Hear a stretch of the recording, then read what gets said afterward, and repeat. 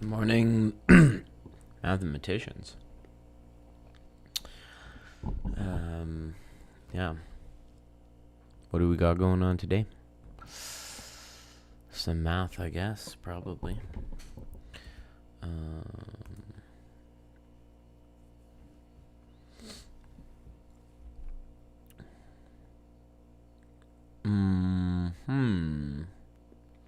What did I... Things I want to look... Oh, what was I? This is supposed to be a note to myself yesterday about things I wanted to look at or talk about on stream. But I have no idea what I was talking about. Things I want to...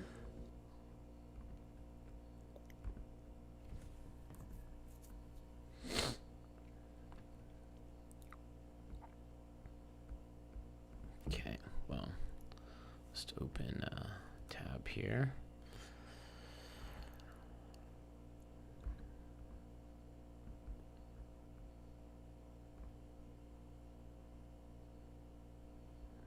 Good morning, Arad. Good morning.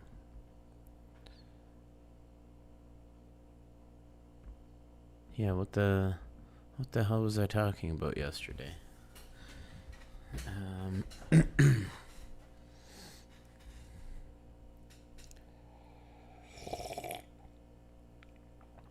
Well, there was, Paul Maurice was at the very end. I saw they said something.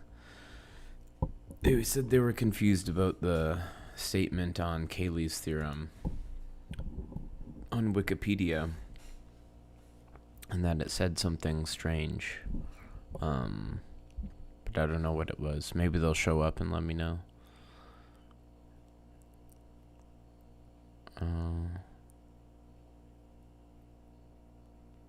Yeah, I don't know why I'm looking through. I don't know what statement it was that they thought was strange.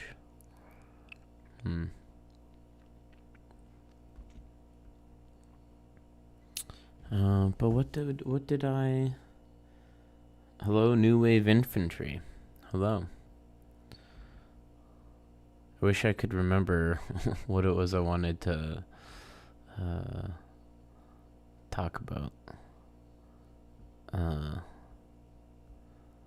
Let's see. We were talking about equivalence relations yesterday and groups. No, I don't know. I don't know. Okay. Well, then maybe I'll talk about heck algebras for the millionth time. In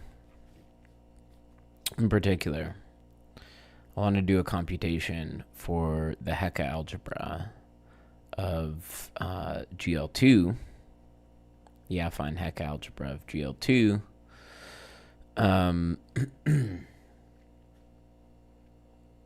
So maybe I'll just jump ahead and tell you, well, so this algebra is generated by the symbols T and E lambda, where lambda basically runs over the characters of the torus.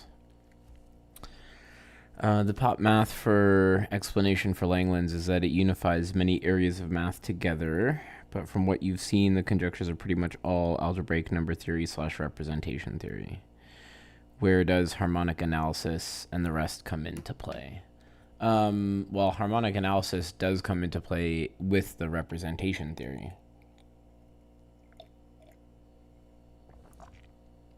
Because like it's harmonic analysis on on groups, locally compact groups. So we're trying to do integrals and Fourier theory on these groups, like the right. So again, the main thing is going from automorphic representations to Galois representations. So it is very much representation theory at its core. But, what is an automorphic representation? Well, that's close to being a representation of a group, and specifically it acts on that group quotient by some subspace. It acts on the L2 space. It acts on the L2 space of functions on this quotient. So that's where a bunch of the harmonic analysis is coming in. Yeah, in short. I mean, there's also, yeah. Yeah.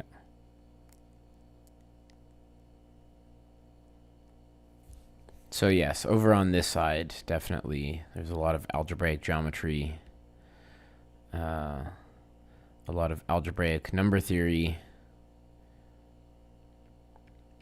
and yeah. I mean, on the automorphic side, also, modular forms are sort of the classic example that give rise to things in here. So there's a bunch of there's analysis going on with modular forms. There's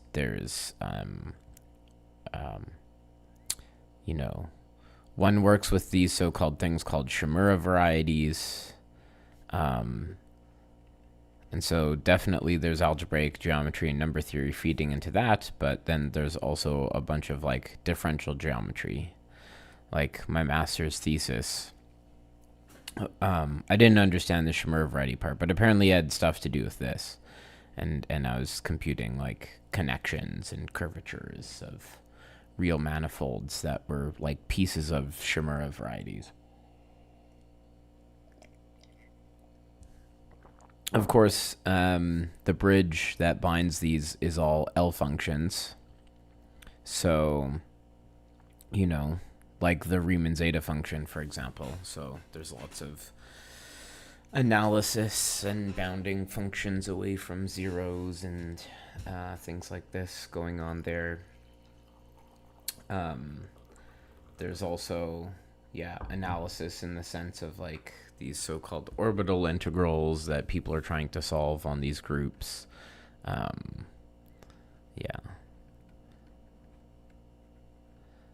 I mean, I don't know. I'm not sure to what extent graph theory really comes into the fray. I know that there's differential equations type stuff that does come into play, although I don't know how serious, a differential equations type person would find it, but definitely in the differential geometry realm.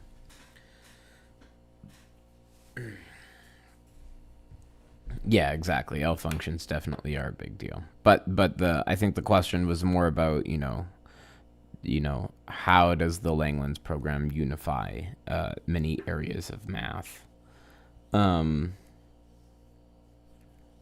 So, I mean, these are all pretty big areas that have, I don't know, far-reaching consequences for a lot of different subfields that interact with all of these things. So, yeah, it's not. I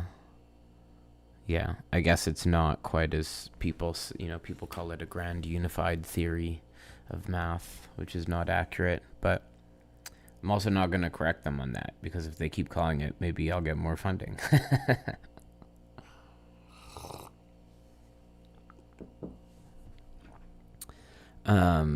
Yeah. Do representations of fundamental groups show up somewhere? Yes, they show up everywhere. They show up absolutely everywhere. Yeah, absolutely everywhere. Yeah. I mean, so previously on the stream, I've talked about how, so exactly. Number one, Galois groups are algebraic fundamental groups. So immediately, by the fact that you're considering Galois representations, means that you're considering representations of Galois groups. But there's also, everywhere here, there's local systems. So, I've talked about in the last month, I've been talking about these a lot in the context of my research, and on the Galois side of things, in the case of, like one of the things I'm considering is you've got some orbit in some variety of Langlands parameters, which are roughly Galois representations, and then you're considering local systems on this orbit, and the category of local systems is equivalent to the category of representations of the fundamental group. In the fancier versions of Langlands, which I'm not claiming to understand, there's basically, what is it? It's like you have, it's phrased as an equivalence between the category of G bundles, derived category of G bundles, and I think the quasi-coherent category, quasi-coherent sheaves on the stack of local systems of some space. Or maybe I've got these flipped around to see, I don't even know. But yes, I mean, they're representations of fundamental groups show up everywhere. Absolutely.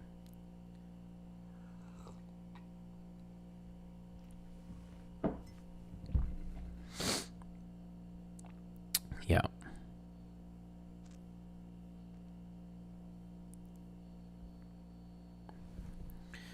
More basically, though, are my Hecke algebras. Let me thesis reveal. Part of my thesis is here, but I just want to copy. This relation. So we'll have T E S lambda minus E lambda T equals 1 minus Q E lambda minus E S lambda 1 minus E minus alpha. Did I get that right? Yes. Yes, that's the relation I want. And why do I want this relation? So this is, well, basically the defining relation for, hello, Gordon Freeman. This is the defining relation for the affine Hecke algebra of GL2. And I've gone through why this is true before, but I'm just going to ask you to believe me today that if you take the trivial representation of GL2, then the T will act on each of these by Q, and E lambda will act on each of these by, oh, actually, that's a more complicated thing to explain.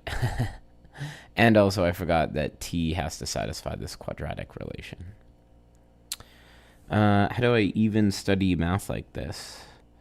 I'm not sure I understand the question exactly. Like, how did I come to study this math? How did I end up in this area? Or... So I think the way that you study most areas of math is pretty much the same. You read a lot and you write a lot. And you do a lot of exercises and you do a lot of reading and you talk to a bunch of people. That's pretty much it. That is pretty much it. I'm gonna have to explain this other one a little bit more. We multiply it by this number. Hello. You did go and you asked your prof where you were going wrong with your proofs. He basically said that you understand things, but how you write down your understanding is very messy. Ah. Yeah. Well, yeah, no problem. I'm glad the advice helped. And yeah, very messy is an important part of proofwriting. So I definitely recommend, yeah. I mean, of course, learning LaTeX. I highly recommend that. As someone who, I'm a very messy writer, well, probably as you can tell from these streams, and I used to be worse. Imagine that. So, I found it very useful early on to take up writing everything in LaTeX. But yeah, also that, I mean, messiness is not just about the physical messiness, but it's also about the organization of the argument, right? So this is why, yeah, it's important to read a lot of proofs and textbooks, right? Try and mimic, like, you want to imagine that you're writing a textbook and think about the layout and the pacing, and you should also like put a proof down for a couple days, like before the deadline, if it's for homework or something, and then pick it back up again and review it and really carefully like look it over and go, oh, okay, does this, make sense? Does the argument flow? Is it grammatically correct? Whatever. I base my intuition on algebraic geometry, algebraic topology, number theory, or other. What do I feel most comfortable with? I don't know what I feel. I don't know. I don't know where my intuition. Strangely, it's a hard question to answer. What do I? I don't know. I don't understand anything. I just. I don't feel comfortable anywhere. I just flail around wildly. I don't know.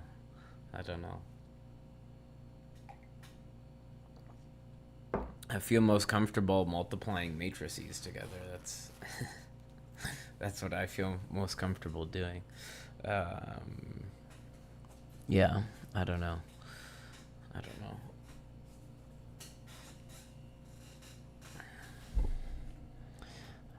don't know if I feel like my intuition's based on any of those.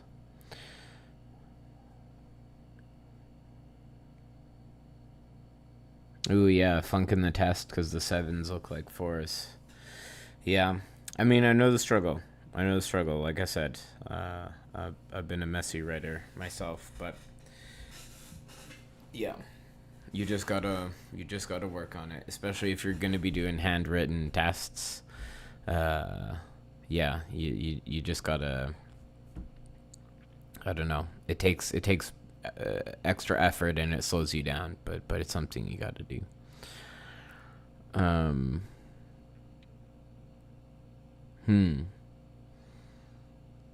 Writing proofs as steps / bullets instead of a big paragraph. Well, hey, I mean, if it worked for you to help organize your thoughts, by all means. But the one thing that makes me anxious about that is that a proof should not just be a bullet list of points. It should be, well-written paragraphs. And right now I'm, teaching students discrete math and taking marks off for them writing bullet points because I need to be seeing full sentences. Big fan of logic. Nice. And that's your whole career. Proofs are essentially computer science in a way. Well, that's might be trying to start a fight there. Actually, if you feel that proofs are computer science in a way, maybe you're familiar with type theory, and what's the mantra? It's propositions as types. I can't even spell. It is crazy. I feel like spell check has ruined me. And programs as proofs, or proofs as programs.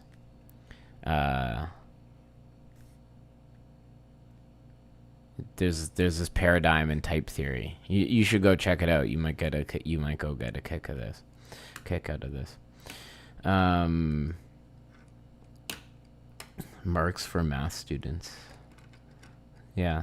I've talked about it a million times that Hegel's, formalized on NLab, is it, or something? Yeah.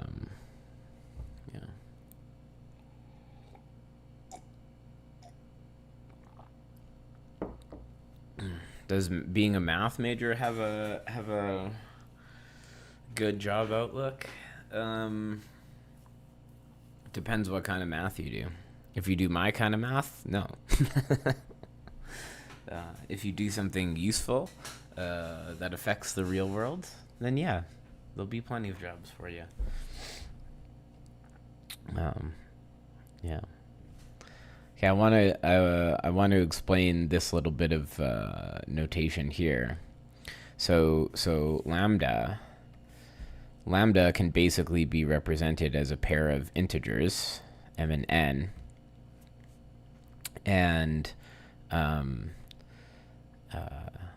delta 1/2 is a shorthand for a character of the torus, which takes a pair of these and then evaluates these at the p-adic absolute value and puts them to these exponents and multiplies them together.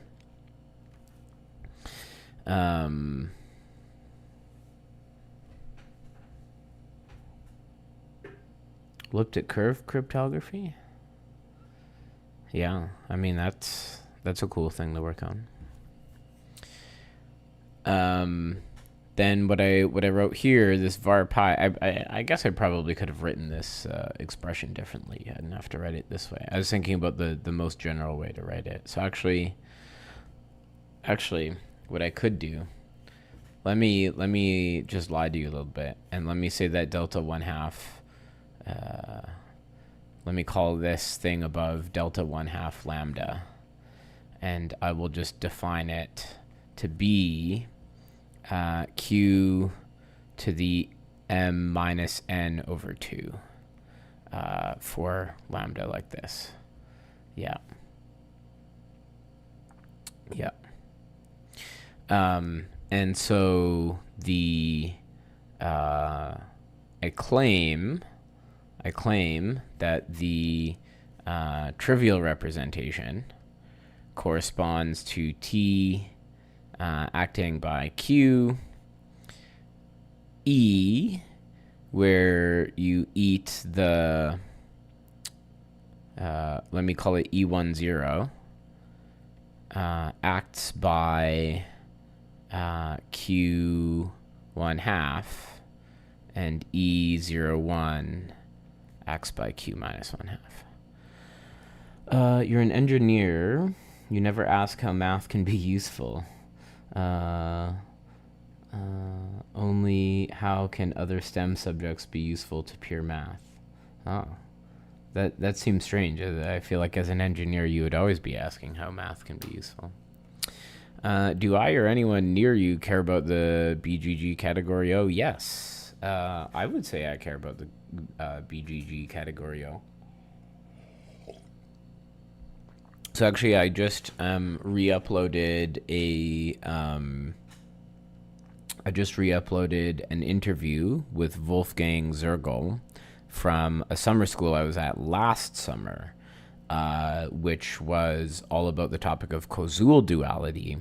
So in particular, this was focused on BGG category O, which is Koszul dual to a category of perverse sheaves, and partly why my supervisor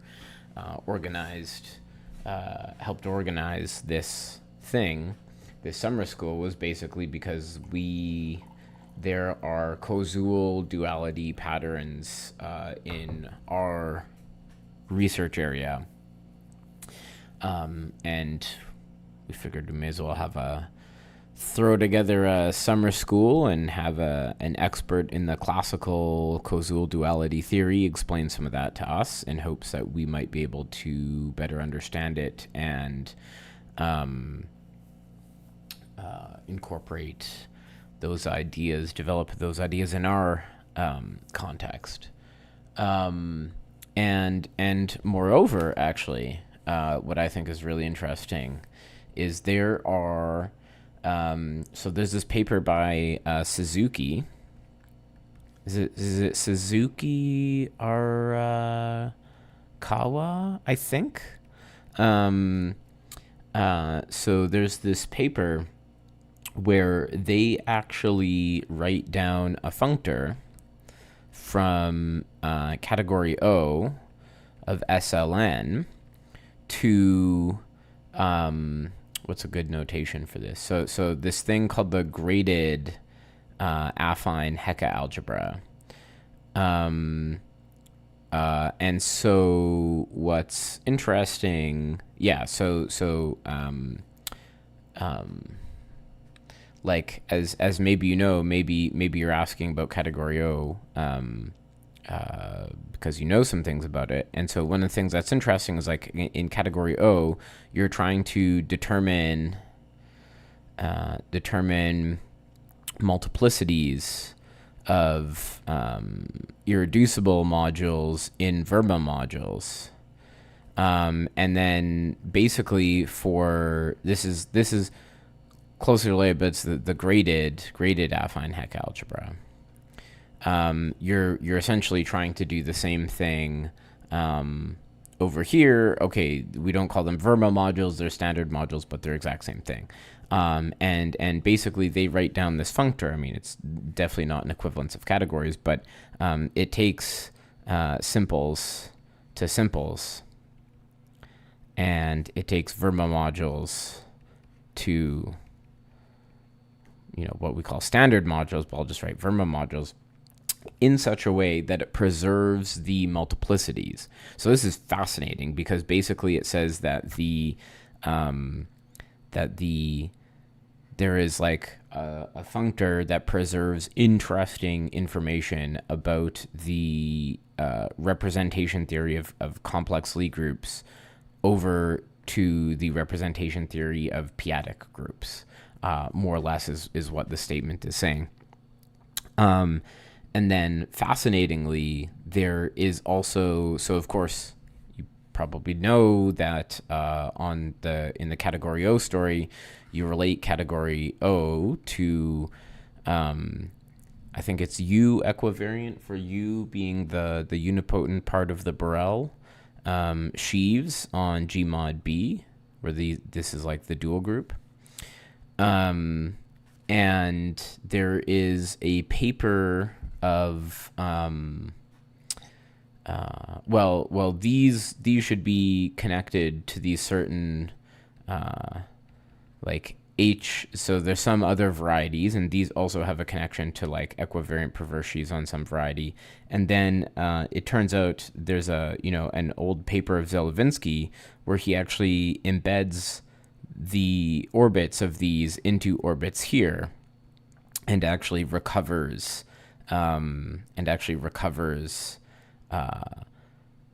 information about the stocks of perverse sheaves over here in terms of these ones over here. So all of this to say is that, well, this isn't my current research direction. I think there's all of these sorts of fascinating connections between category O and the p-adic world that I care about.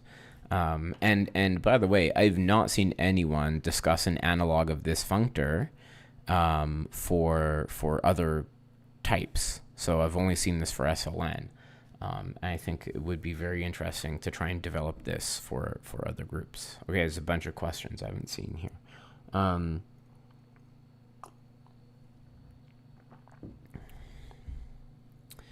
Seeing that in your recommendations, time for you to start working on your thesis. Yeah.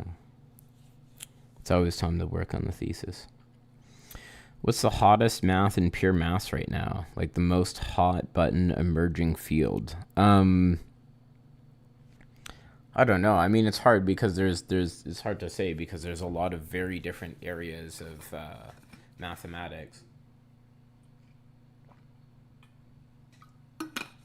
Hello, Yemen. Okay, not to be a little too self-serving, but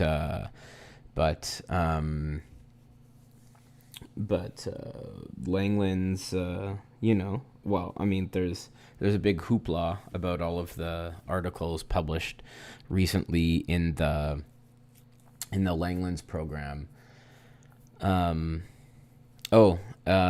Just finished learning the basics. You should, maybe you already read it, but you should definitely get Humphrey's book on category O. He just published it a couple years ago. It's brand new. It's really good. Anyway, sorry. Yeah. So I don't know. So of course, like Langland stuff is popping off right now, and of course there's, I don't know, infinity categories are very cool. They're in fashion. They're everywhere, including here, but are a big thing in their own right in homotopy theory. Yeah. I actually don't know how big condensed math is at the moment. Like there was a lot of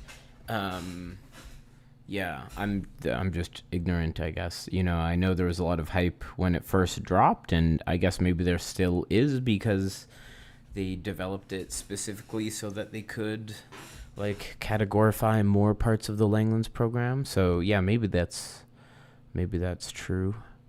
But I also don't, yeah, I don't know. I don't feel like I have a sense for how big that is. You know, but like for example, I have no idea like what's big in differential equations right now. I don't know. I'm totally blind blind to this.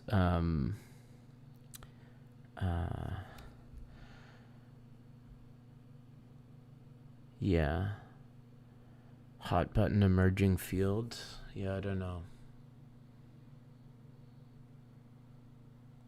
I've been drilling too deep into my own little corner for so long. That's not true. I mean, I try and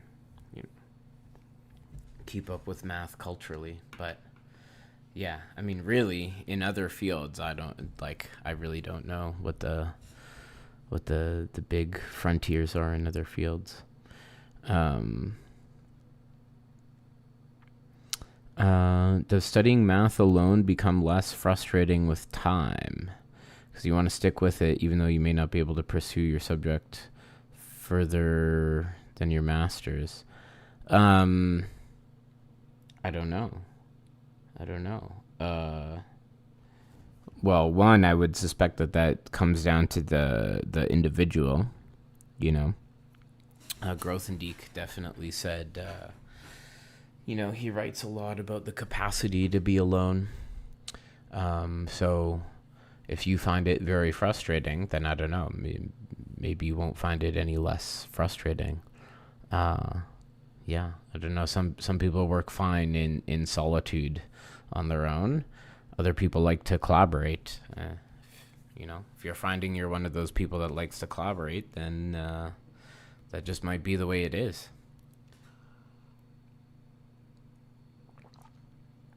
Yeah, and as Arad says, I mean, if it turns out you're just one of those people that likes to do math with other people, then, well, at least it's easier than ever to connect with people online. There are several ceilings in understanding the field you need to break. And after that, you get a bit of intuition that gets less frustrating. Yeah. But I don't know. Again, maybe, right? Maybe they're just a social mathematician, as many mathematicians are. How do I spell Lang program? Oh, it's Langlands. Langlands.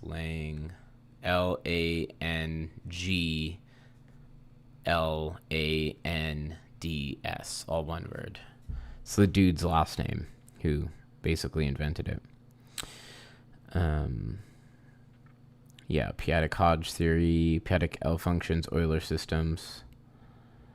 Block, Cato, BSD are always hot. Are they? I mean, yeah. Again, I'll take your word for it because maybe you're saying that because you know the area. But like, I don't know. Like, are Millennium Prize problems hot in general? I would guess.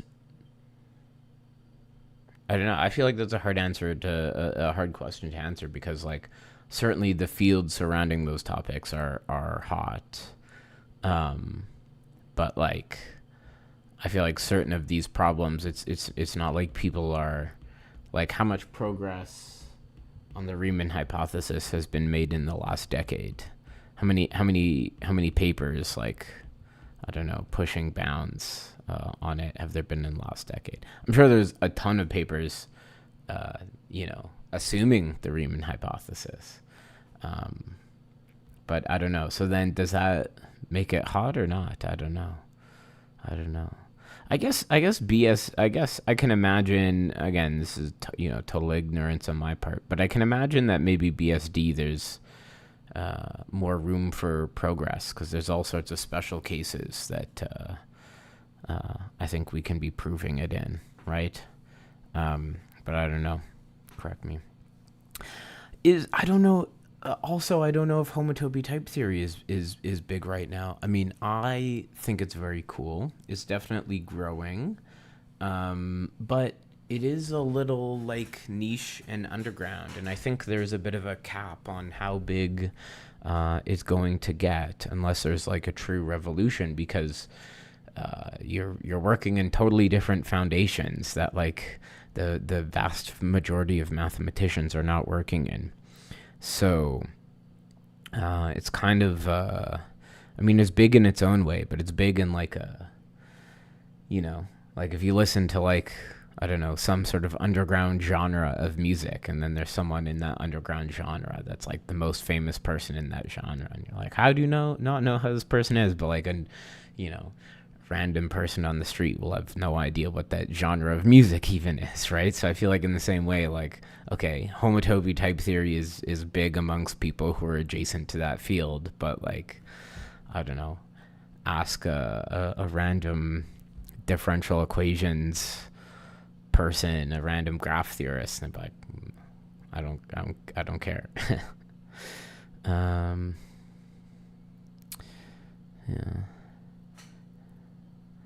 Homotopy type theory and infinity categories is more a thing around logic, CS, and foundations people. Well, I mean, infinity categories are growing everywhere. They're everywhere. Well, not everywhere, but you know what I mean. They're definitely important in many different branches of mathematics now. What sort of courses have I taken as an undergrad? Were they already tailored to what you do now? No, absolutely not, because I basically just took everything I could get my hands on. And in my undergrad, later I took courses simultaneously at the other university at my in the city I was in, but what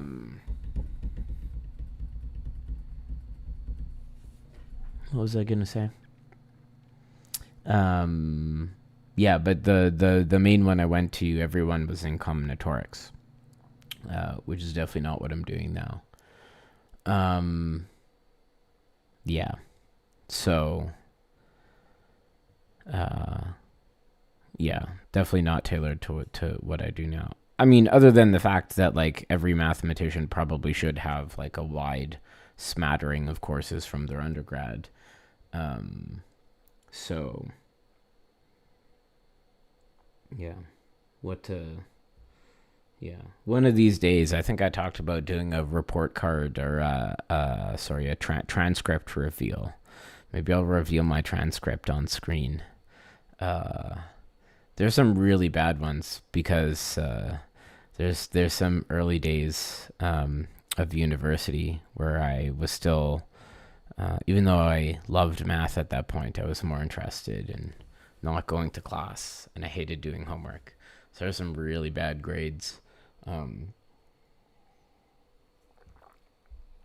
yeah, we could maybe one day, maybe a 10K sub transcript reveal.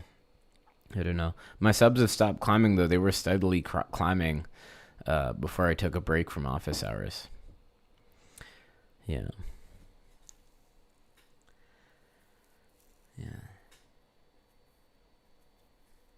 Yeah, I think I have this impression that there's also in like categorical Langlands, there's some infinity 2 category stuff that shows up, and there were some like non-trivial theorems people needed to prove, but again, this is out of my wheelhouse. Too many tons of math just to get started. Maybe. I mean, You can definitely get started. You could have a long and prosperous career totally ignorant of infinity categories. So you don't need to know them to get started. Maybe we should do an infinity category book club this spring. Read Nick Land's book, maybe. Saw this in one paper, introduction, let SP denote the category, infinity category spectra. The use is not really necessary here. I mean, that could be true, right? That could be true. Those things aren't contradictory. Like,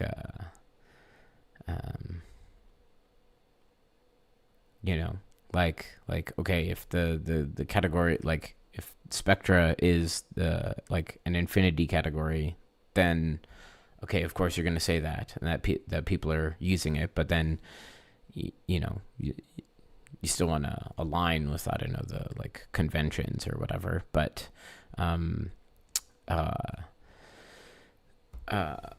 you still want to it may also be true that the actual content of the paper doesn't make any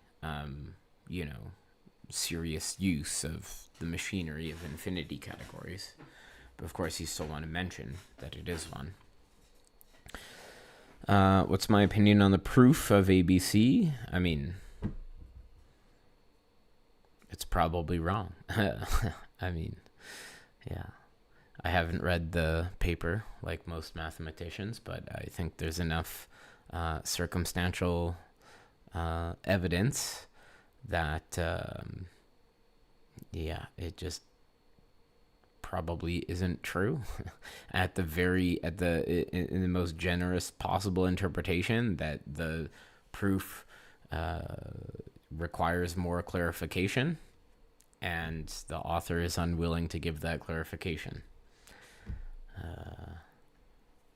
So, yeah.